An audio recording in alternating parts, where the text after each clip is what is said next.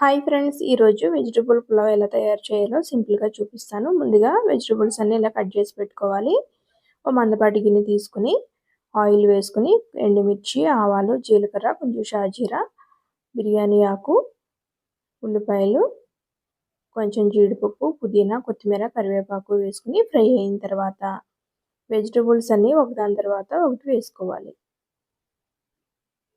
బంగాళదుంపలు, చిక్కుడుకాయలు, అల్లం వెల్లుల్లి పేస్టు, క్యారెట్, టమోటా, పచ్చిమిర్చి, క్యాప్సికమ్ అన్నీ వేసుకుని ఒక్క నిమిషం మగ్గిన తర్వాత ఇప్పుడు స్పైసెస్ కూడా వేసేసుకుందాం.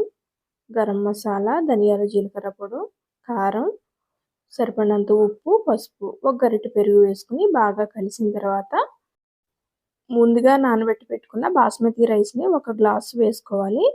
ఒక గ్లాసు రైస్కి గ్లాసున్నర వాటర్ పోసుకుంటే సరిపోతుందండి. సిమ్లో పెట్టి మగ్గబెట్టుకోవాలి. ఇప్పుడు మూత తీసి చూద్దాం. పులావ్ అయితే రెడీ అయిపోయింది. లాస్ట్లో కొంచెం కొత్తిమీర, పుదీనా వేసుకుని మూత పెట్టి మగ్గిన తర్వాత డిష్ అవుట్ చేసుకోవటమే. ఈ వీడియో కనుక నచ్చినట్లయితే లైక్ చేయండి, షేర్ చేయండి, సబ్స్క్రైబ్ చేయండి. Thank you all.